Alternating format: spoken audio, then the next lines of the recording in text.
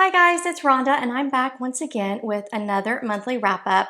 So August was an interesting month. My kids started back to school. We had Girl Scouts start back up.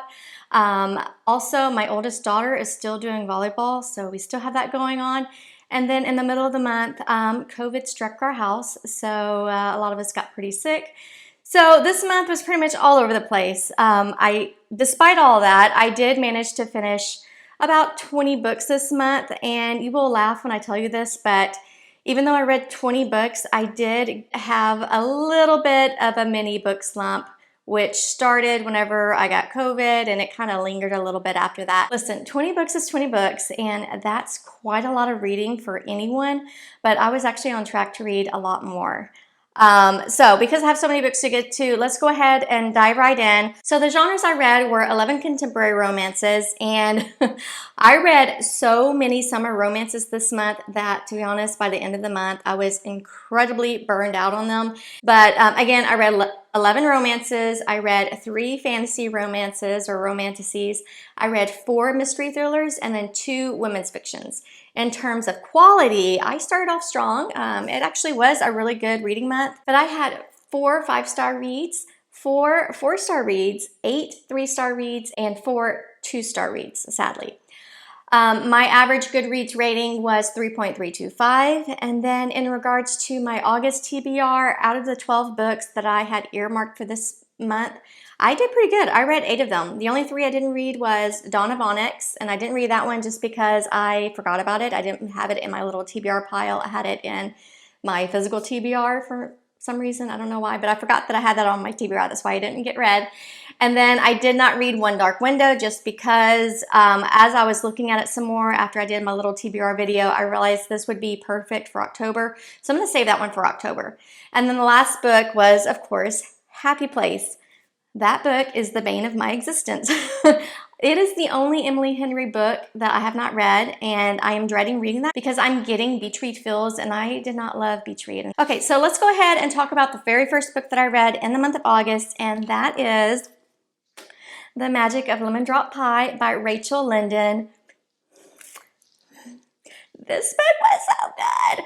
You guys, I love this book so much. I gave it 5 stars. This is a women's fiction with magical realism, and you guys know I love books with magical realism. They always add a little bit extra to the book. So this one does have a romance subplot with first love and second chance romance tropes.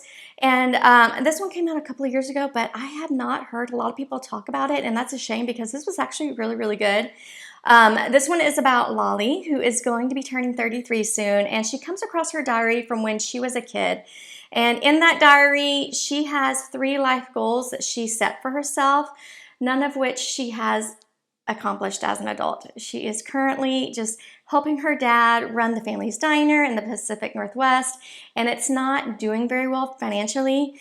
And she has also helped raise her younger sister, just because her mom has passed away several years ago. So she pretty much has put her life on hold for her family. Now, Lolly mentions to her great aunt that her life is not what she imagined for herself, and she just kind of wonders what her life would have been like if she accomplished some of those goals. And her aunt later gives her 3 magic lemon drops and tells her to eat one at night before she goes to bed, and for Lolly to say out loud that one goal that she wished that she would have done. And then she'll wake up the next morning and live one full day in that life having made that decision. Hopefully that makes sense. So right off the bat, I love these what if books. They are so wonderful. I love them so much. So at first this book did start off a little weak and kind of slow, and I was worried I wasn't going to like it. But then around the 120-ish page mark, it did pick up quite a bit, and I couldn't put this down. I hate to say this, but I kind of ignored my family for a few hours one evening so that I could finish this book. I was so invested in Lolly's story and what was going on in her life, and this book, you guys, destroyed me on so many levels. This was such an emotional book for me. So this one was incredibly emotional for me because Lolly is still dealing with the death of her mother, and in some ways still grieving. She's also dealing with the sacrifices that she made in her own life. And it hit me so hard. I cried so hard in this book. My husband was like, "Are you going to be okay?" And I was like, "I don't know. Ask me when I'm done with this book." Anyway, this was truly a wonderful book. It was so precious and a new favorite. Also, this apparently is being made into a Hallmark movie, and I think it came out at the end of August. I want to say August 20 something, 24th maybe. And I probably should check that one out and watch it. But if you're looking for a sweet, wholesome, just emotional story about someone's life, definitely pick this one up. It was so good. The next book I read is Finlay Donovan is Killing It by Elle Costamano, and I was sucked right into this book with the very first sentence. This one is about a single mom of 2 kids who, her job is, she's a novelist, she writes books. And while at Panera Bread one day with her literary agent, she is overheard discussing the plot of her newest little thriller book. And then the woman who overhears her thinks that she's actually a contract killer and requests the help of Finlay to kill her husband. And she offers her quite a bit of money to do so, which Finlay Donovan desperately needs that money. And then the rest of this book is just Finlay just bumbling through this new crime job that she has. So I just thought this was super cute. It was a fun read. It had a great plot idea. It is a murder mystery, and it's kind of a cozy mystery, and it had a ton of comedy. I was laughing quite a bit in this book. I thought it was very, very funny. I love the characters, and I really enjoyed the ride or die friendship between Finlay and one of her friends in this book. And then also obviously love just the bumbling antics of the main characters. So this was a surprise 5-star book for me. Yes, I gave this one 5 stars, and I definitely want to continue with the rest of the series. Next up is It Happened One Summer by Tessa Bailey, and I was a little bit apprehensive about reading this one because I did read my first Tessa Bailey book earlier this year, and that was Fangirl Down. And while I enjoyed the story of that book, I didn't enjoy the smut nor the dirty talk in that one. It was so cringy. It just made me not enjoy that book as much as I probably would have. But I was pleasantly surprised by this one. This one is a small town summer romance that's set in the Pacific Northwest. It is about a Hollywood socialite. She's pampered and she's just this professional party girl. And her name is Piper. And she gets in trouble one too many times, and her stepdad sends her and her sister to her late father's dive bar in this little fishing village of Westport, Washington. And he's hoping that she will learn to be responsible and just kind of stand on her own 2 feet.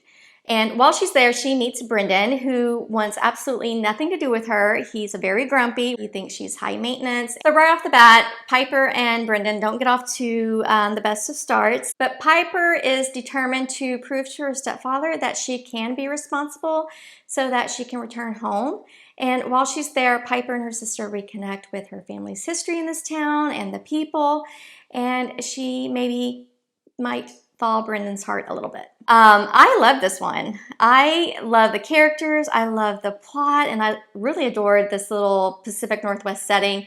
This one absolutely. So, okay, I've heard that Piper in this book is a little like Alexis from Schitt's Creek, and I definitely saw that. I think that if you plucked Alexis from Schitt's Creek and put her in Dutch Harbor, then this is the book you would get, because it definitely gave me Schitt's Creek and Deadliest Catch vibes a little bit. Anyway, I love the characters in this book, and I loved Piper's character growth and kind of how she connected with her family's history in the town, as I mentioned earlier. Is this a realistic book?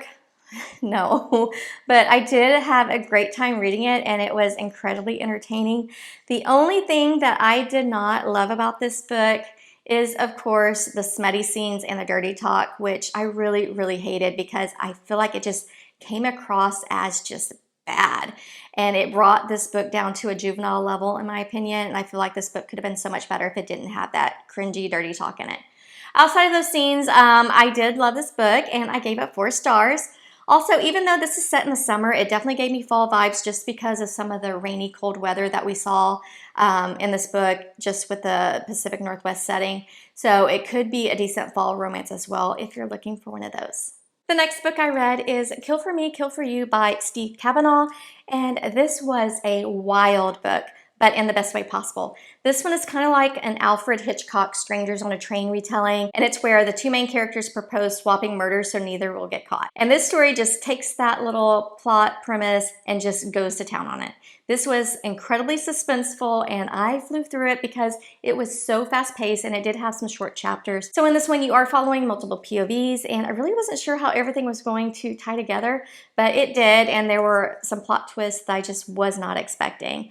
I couldn't put it down, and I just love it. I give this one 5 stars, but I do need to give you a little bit of a warning because as a mother, I did have trouble getting through a couple of parts in this book, so I just wanted to put it out there. But I did really enjoy this, and I gave it 5 stars. So around this time of the month, the movie It Ends With Us was about to be released, and having never read that book, nor any Colleen Hoover books for that matter, I decided to go ahead and read It Ends With Us so that I can go see the movie with a friend of mine.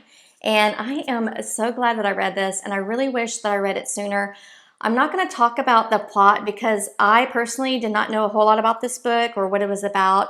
I thought it was a romance with just this little love triangle, and it was a little bit, but it was so much more than that. So this was such an emotional and raw book with realistic characters. Her characters and the relationships between those characters had so many layers, and I am so glad that I finally was able to read this to help me understand the main character, whose name is Lily, and others like her. It made me question what I would do if I were Lily, and if I were in her shoes, would I make the same decision she made? And before that, the answer was an easy answer, but after reading her story, it made me be a little less judgy when I hear about others in her situation. So was this book the best book I've ever read? No, but I can see why this turned a lot of younger non-readers into readers. This was an incredibly just brave and raw book, and it's popular for a reason, and I absolutely get it. I love the ending and just the really difficult decisions that Lily was forced to make. In my opinion, every woman should read this book. I gave it 5 stars. Now, there is a continuation with Lily's story in the sequel of this book called It Starts With Us, which I did get, and hopefully I can get to that sometime soon because I do want to continue Lily's story and I want to know more about her journey. But this one got 5 stars. So after 2 back-to-back intense books, I really needed something just kind of light to read. And so I picked up the sequel to It Happened One Summer, and that is Hook, Line, and Sinker, also by Tessa Bailey. This one is the follow-up, and it is just a fun rom-com following Piper's sister Hannah and Brendan's best friend Fox. Both of these characters were featured in that first book, and I really enjoyed their little love story. I thought it was super cute. Really, so in terms of the plot, really, there wasn't a whole lot. It was really just about both characters' roads to finding themselves and their self-worth. And that's pretty much it. And the tropes featured in this were obviously small town romance and then friends to lovers, because Hannah and Fox are a little bit like friends. They kind of text each other, and then she comes to town and things go from there. Overall, I thought it was really cute, as I mentioned, but I did get a little bit tired with some of the music references. I felt like it was constant, and I get it. Hannah is really into music, that's her thing, but I felt like it was a bit much. Also, Fox is a known player, so there was a little bit of a push and pull between him and Hannah that was getting a little bit old. And the last thing I didn't care for was that third act conflict, which kind of made me crazy and not in a good way. I thought this was fine and it was cute, and I gave this one 3 stars. I enjoyed it, but I definitely enjoyed that first book in the series so much more. Next up, I want to talk about the fantasy romance that has everyone losing their minds right now, and that is Quicksilver by Callie Hart. And oh boy, this book. Before I get into my thoughts, real quick, this is about Saris, who lives in this really bad and poor part of this kingdom. She's having to steal food, fresh water, and just all kinds of just basic necessities that she needs for her and her family's survival. One day, she steals something from the Queen's guardsmen, and she is about to be executed. And during that, she accidentally opens a portal from her world to a fae world. And while she's there, she meets just a whole host of different characters, one of which is Kingfisher, who is a fae warrior that she inadvertently binds herself to. So Saris really needs to get back home to her brother and her stepfather, and Kingfisher offers to help her get back if she helps him with something that he needs as well. Essentially, that is all the plot you need to know. There's definitely more to it than that, but it's best going into some of these fantasy romance books a little blind. So let's talk about my thoughts on this book. Actually, I need to put this down because it is a brick. So I love the first 500 pages. So the majority of the book, I was really into it. The majority of the book was very amazing. I thought it was easy to read, and it really wasn't confusing as some fantasy books can be. I love the characters. Saris was just a force to be reckoned with. And then Fisher, oh my gosh. Fisher, he was lovable, he was grumpy, and he just had this snarky, sarcastic character, and I loved every part of the book where he was in it. Some of his actions and the things he said to Saris just made me laugh and sigh, and again, the side characters were fantastic too. Now, the problem that I had with this book was pretty much the last 100 or so pages, and I think I'm the outlier here. Those last 100 pages were just one big info dump, a plot twist, and it made the story feel incredibly rushed at the end.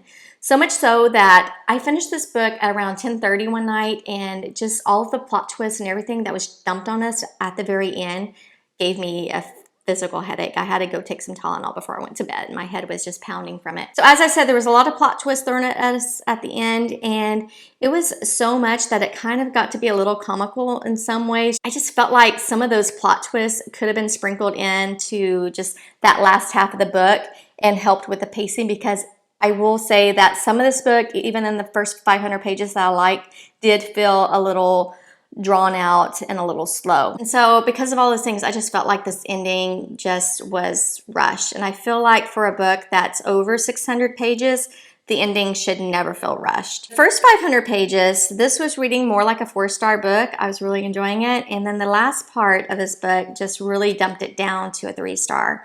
So that is what I settled on. I gave this book 3 stars. Overall, it was good, and I can see how people are enjoying this. But for me, the last 100 pages was just over the top and made me love it a little less. As I said, I would say it is worth the hype, and I would recommend it even with the issues that I had. And after I finished this, I wasn't sure if I would continue with the series just because of how I felt when I finished it. But I do want to know what happens next, so I do plan to continue with the series whenever that second book comes out.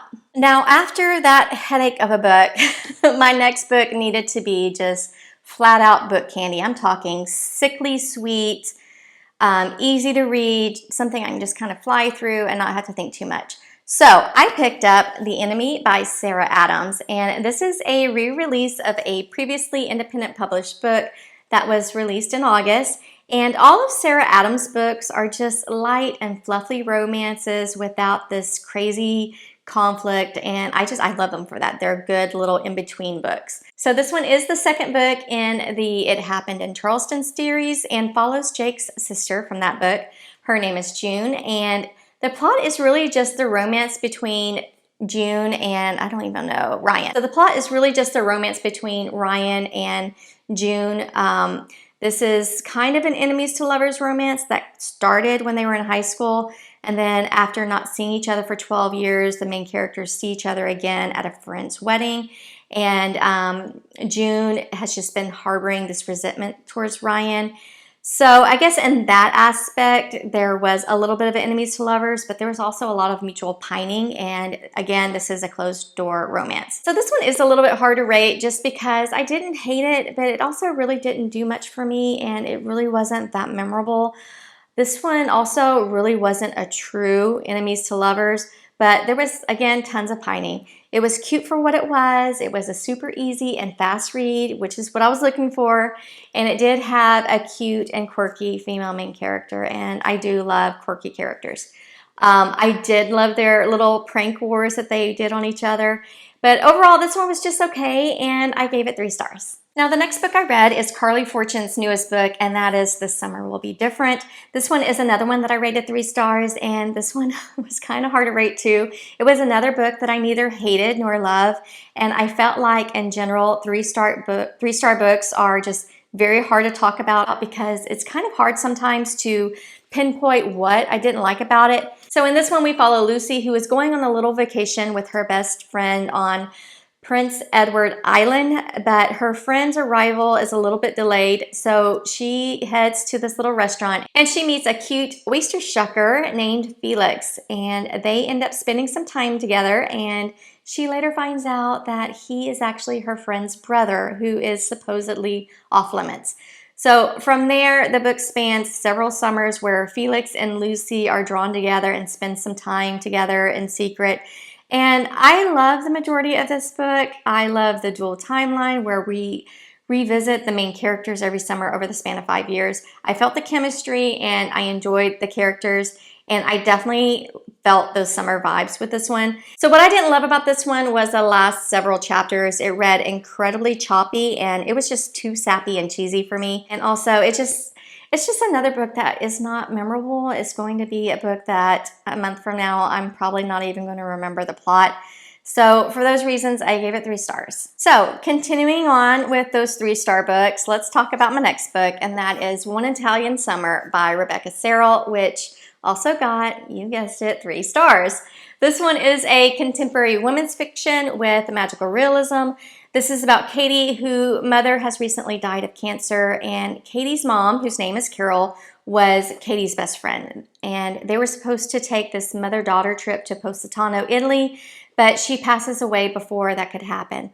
And Positano is actually really special to Carol because she spent some time there before meeting Katie's father. So because of that, Katie decides to make this trip on her own, all by herself, and hopes that it will make her feel closer to her mother and maybe help her heal. And in the process of doing that, she leaves behind her grieving dad and Eric, who is her husband, and we find out that she's not sure she wants to be married to him anymore. So upon arrival, she meets a man named Adam, who is very different from her husband, and she also runs into a woman named Carol, who is actually her mother, her vibrant, healthy mother, who is actually 30 years younger.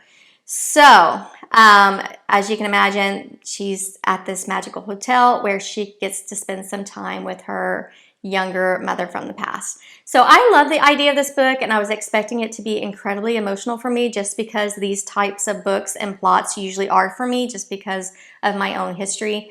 But sadly, this was underwhelming. Given the fact that this is about a woman who's grieving her mother, I really expected this to just, again, be emotional for me, and I was prepared for that, but I didn't cry at all. It did start off strong, and I was loving the plot and the characters, and I was really eating up that Italian coast setting and all the foods. But by the midway point, I got incredibly bored with it, and I started skimming, and I just felt like it focused a little too much on the Italian setting and not enough on the characters and what could have been incredibly emotional interactions. Also, I didn't love the time that Katie was spending with Adam when she could be spending so much more time with her mother, who has just died. And those moments she did spend with her mom were so surface level and just lacked any emotion or depth. It was just incredibly disappointing. And then finally, I really could not rally behind Katie nor Carol around the end. I did not like their actions and some of the decisions they made, and I ended up finding them incredibly selfish and sadly unlikable. But this book could have been so much better, and for those reasons, I gave it 3 stars, but now that I've kind of talked this through, I'm thinking that this is more of a 2-star read, so I may go into Goodreads and change it. So this was a pretty big disappointment for me. So the next book I read was another Carly Fortune book and another little summer romance, and it's called Every Summer After. Again, this is another summertime, a second chance, sweeping romance, and by this point in the month, I felt like I had read so many books with similar plots and tropes, but this one is told through a dual timeline, and we follow Persephone, who, when she was 13, her parents buy this lake house, and she meets 2 brothers who lived next door, and their names are Sam and Charlie. And Percy develops a very close friendship over the years with Sam just because they're also close in age. And that friendship, of course, turns into a little romance. And then at some point, something happens, which we don't know as a reader until the end, and that causes Sam and Percy to not speak for 12 years. So going back into the present, Charlie calls Percy to let her know that their mother has passed away. And Sam and Charlie's mother was kind of like a second mom to Percy. So she returns to the lake town for the funeral, And of course, she runs into Sam again, and things go on from there. So right off the bat, if you've ever read Love and Other Words by Christina Lauren, then you will think this plot sounds very familiar, because it is. If you read Same Time Next Summer by Annabelle Monaghan, then this will sound familiar. I read both of these this summer, and at this point, I was kind of burned out on those just sweeping, childhood, friends to lovers, second chance romance type books. But even though I was kind of burned out, I was enjoying this book, and I thought it was good, and I was also getting a little bit weepy. And then that third act conflict happened, and I did not like it at all, and I thought a lot less of Percy because of it. I was not rooting for Percy and Sam anymore. I just really hated Percy's actions, and up until that third act conflict, I was thinking this book was going to be a 4 or a 5-star read, but after I read that, I think I settled up on 3.5 stars and rounded up to 4 stars in Goodreads. This was a really good book. I just really did not like the ending, and so for that, I gave it 3.5 stars. Next up is The Veil Kingdom by Holly Renee, and I'm also going to talk about the second book, The Hunted Heir. This is the first book in the series, and this is the second book in the series, and I read both of these this month. So this first book has been pretty popular in the book universe, and I've heard some pretty solid reviews of people really enjoying it. So I wanted to read it, and both of these books are romanticies, and this series is basically about a princess who has escaped her tyrant of a father, and her father is actually the king of this kingdom. Well, the princess ends up in a rebel territory, and she is actually going by the name Naira, and no one knows that she is the lost princess, and she is the lost princess that they are actually searching for. So the main male character's name is Dacre, and he is actually the son of the leader of the rebels, and he instantly dislikes her and doesn't trust her. So also in this kingdom, every person has magical powers, with the exception of Naira. She is actually one of the few people who does not have any magical powers, and everyone is shocked by that. So because she doesn't have any powers, Dacre decides to train her to be a warrior and a fighter. And during that process, sparks are flying. So this is very much a hate to love book, which I loved. I loved the little stolen glances and the pining and the banter. But I will say that this is more of a romance set in a fantasy world. There was not a lot of world building and not a lot of politics, which I didn't mind at all. It made for a really quick and easy read. And then let's talk about the second book, which came out a couple of weeks ago. This one is The Hunted Heir, and this one just picks up right where the first one left off. But I gave this one 2 stars. Right off the bat, it is incredibly short, and I want to say it was around 200 to 230 pages. But in terms of the plot of this book, there really isn't a plot. So here, Naira is just trying to get from point A to point B with nothing happening during that journey at all. There was a lot of boring internal dialogue that really just did not add anything to the story or to the just the movement of the plot or lack thereof. Also, I felt like there was a lot of forgive and forget between the 2 main characters, and I didn't like that. If Dacre did to me what he did to Naira at the end of that first book, he would need to be on his hands and knees and just doing some serious groveling, and that just did not happen. They were just like, okay, let's move on. So also this one did end quite suddenly with an interesting cliffhanger. And while I did not love the second book, I am curious of how the story of Naira and Dacre continues. So I'm going to continue to give this series a chance to develop. And I do want to read the next book when it comes out, which I believe is in March. The next book I read is Darling Girls by Sally Hepworth, and I have been wanting to read this since the spring, which is when I bought it, and I finally got to it. So this one is a mystery thriller set in Australia, and it follows 3 POVs of women who were raised together by Miss Fairchild at a foster home.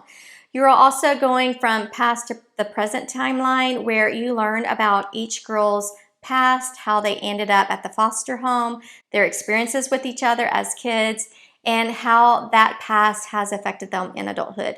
So in the present time, some bones have been found at this foster home where they were raised, and they each go back to face their past and demons and figure out who this person was. So I enjoyed this one, but I gave it 3 stars. I found this one pretty slow and very predictable. I was able to figure out pretty much everything with the exception of one little twist at the end. I was not expecting that one. And also, as a mother, this one was a little hard to read. I have 2 daughters, and it tore me up to hear how these girls were mistreated. I would recommend it. I think it is a decent summer mystery, but just know that this is kind of more like a women's fiction with a mystery subplot. This one was definitely more of a character-driven book. So this one is my first book by this author, and I would read more. This one wasn't terrible. It was okay, and I gave it 3 stars. Next up is Hate Mail by Donna Marchetti, and I love this one so much. I gave it 4 stars. This one is a contemporary romance, and it follows Naomi and Luca, who become pen pals as a class project in the 5th grade. And they continue to write letters to each other throughout the years and into adulthood. Unfortunately, Naomi stopped getting letters from Luca about 2 years ago for some reason, and then out of the blue, she gets a new letter from him. As I said, I really enjoyed this book. In it, you read some of these letters that they wrote to each other, and these are actual letters that they hand wrote to each other. They put it in an envelope, they put a stamp on it, and then they actually mailed it. They never sent emails or social media messages. It's all physical letters. And y'all, these letters were so hilarious. The back of the book describes the letters as just an epic battle of insults and verbal jousting, and they were, but in a funny way. They were, they were insulting each other, but it was really kind of cute and funny, which is odd because normally I don't like people being mean to each other. But I love the letters, and this one was a little bit predictable, but I didn't mind it because it was so stinking cute, and I could not put this one down. There was also some depth to the stories and the characters, and of course I cried just a little bit. The only reason why this one was not a 5-star was because I didn't care for the 3rd act conflict. It kind of confused me, and I didn't know what the author was intending there. Outside of that, I loved, and I mean I loved this book, and I would definitely recommend it. This is another book that I have not heard a lot of people talk about. I want to say this came out earlier this summer or at the end of the spring, but if you love just a cute, quick, funny romance, then definitely pick this up. So at this point of the month, I was just moving and grooving with the books, and I was on track to having a great reading month, and then COVID struck my house. And my COVID brain kept me from being able to focus on books and what was happening in those books. And I got into a teensy tiny little book slump. But during that week and a half that I had that COVID foggy brain, I did read 2 NetGalley ebook arcs. And the first one was The Cinnamon Bun Bookstore by Lori Gilmore. And sadly, I did not enjoy this one. I was actually looking forward to it because it was supposed to be just this cozy fall romance. But this is from the same author who wrote The Pumpkin Spice Cafe, which I have not read. And this is actually the 2nd book in that little cozy fall romance series. So I would say that because I read it out of order, it could be read as a standalone. This one is about Hazel, who works at a bookstore, and she starts finding clues left for her in books. Like the books have been earmarked, and then certain lines of the books have been highlighted, and it kind of leads her on some adventures that she needs to do. And to help her with these adventures, she enlists the help of Noah, who is an attractive fisherman who has been kind of pining for her for quite some time. And for me, I just did not enjoy this book at all. It had some great fall vibes and it was cozy, but really that was all that I enjoyed. I did not feel the chemistry between the 2 main characters. I didn't love the plot, and I kind of did not enjoy the writing, sadly. This one was just not for me at all. But I would say if you did read that first book in this series, then you might enjoy this one. But for me, it was a no, and I gave it 2 stars. Now, the next book I read was the complete opposite. It was another little cozy fall romance called Coming Home to Stars Fall by Kate Hewitt, and I really enjoyed this one. This one comes out September 18th, and it's about Lori, who moves to Stars Fall to open a pet store, pet bakery in this little small town that has seen better days. A lot of the businesses have been boarded up, and you can tell that there's some financial issues in the town. But that little town is called Stars Fall, and she chooses this town because there is also a little bit of a mystery to solve, and that is to find who her birth mother is. So anyway, while she's there, she meets a super grumpy bookstore owner, and they form a little bit of a friendship, and things happen from there. So after reading the last little cozy fall romance, I was actually thinking these type of books may not be for me, just because I need books that have a little more depth and a pretty strong plot. But this one surprised me. It was just a sweet and easy story to read. It is about self-discovery and finding that connection with not only people, but with your roots. I thought it had a great plot. I really enjoyed the characters, and it was just a sweet, sweet, clean, small town romance. And it kind of read like a cozy, heartwarming Hallmark movie, and I really enjoyed it. This one was a 3.5-star read for me, and I highly recommend you pick it up this fall if you are looking for a cozy fall romance that is actually good. Next is a contemporary romance that I've heard nothing but good things about, and that is Savor It by Tara DeWitt. And sadly, this was a big miss for me. And to be honest, I read this book a little over a week ago, and I don't even remember what it was about. Okay, so just reading the back of it to jog my memory, but this is about Sage, who wants to enter the town's competition. And this is a competition that her ex, I don't know if it's her ex-fiance or ex-boyfriend, but he always wins. But she needs to find a partner to enter this competition so that she can win it and kind of prove that she's over him. It's okay. And so she enlists the help of Fisher, who is new to town. He is going through something. He is new to this town. He is helping start this new restaurant, and he is also the guardian of his niece. So the two of them do a little, I think they did a little bit of fake dating, but they do this competition together, and sparks fly from there. So this is a small town, grumpy sunshine romance. I know when I started this book, I was enjoying it, but looking at my notes, it seemed like it went pretty downhill quickly. I said that I did enjoy the writing, and I enjoyed Sage, the female main character, and her menagerie of little castaway animals. What I didn't love was the pacing. It was so incredibly slow, and I got so bored with it around the halfway mark. This is a normal size book. It's about 400 pages, and I felt like it was a little too long. So there is a lot of I felt like there was a lot of extra filler that could have been edited out. And I think a normal size book should never have pacing issues. And then I also felt like there was zero chemistry between Sage and Fisher. The author tells us that they are attracted to each other, but you don't really see it. I did love that it wasn't too spicy, had the normal spice level that I generally like. But outside of that, I really wasn't a fan, and I gave it 2.5 stars. The last mystery thriller I read was Daughter of Mine by Megan Miranda, and I really enjoyed it. And I think this one is one of her better books, and probably one of the better thrillers that I have read this year. In this one, we are following Hazel, who returns to her hometown after being away for 10 years, and she inherits her childhood home after her dad has passed away. This house is a lakefront home, and during this time, it's set in the summertime, and during this time there is a terrible drought and the lake water levels are dropping. Because of this, a couple of cars are revealed in the lake. So there is more to this story than that, but I think that is all you really need to know, and the rest you should go in blind with. This book was paced very, very well, and it was full of just these really interesting surprises that I wasn't expecting. And this book was also pretty creepy. I got chills a couple of times, and I don't normally get chills in mysteries and thrillers. I just really enjoyed it, and I couldn't put it down. This book also helped me get out of my little book slump, and I think thrillers usually do that for me. But I gave this one 4 stars, and I definitely recommend that you add this one to your TBR list. Okay guys, we got there. I'm on my last book, and the last book I want to talk about is sadly a book that I did not love, and that is No More Secrets by Lucy Score. This is a re-release, but this is my first time reading it, and it is a small town romance that is the first book in the Blue Moon series. This is about Summer, who works for a magazine, and she is traveling to Blue Moon Bend, New York to do a week-long interview and to write an article on Pierce Acres for this magazine.